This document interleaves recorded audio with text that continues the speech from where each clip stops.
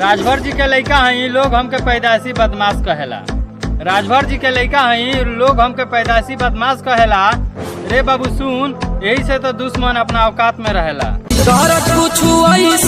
खास देहब हो राजभर हई भीतरी ले धास देहब हो, राजभर हई भीतरी ले धास देहब हो।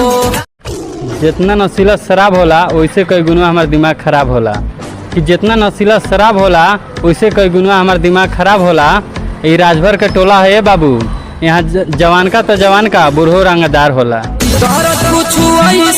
खास देहब हो राजभर हई भीतरी ले धास देहब हो, राजभर हई भीतरी ले धास देहब हो। खास देहब हो राजभर हई भीतरी ले धास देहब हो, राजभर हई भीतरी ले धास देहब हो।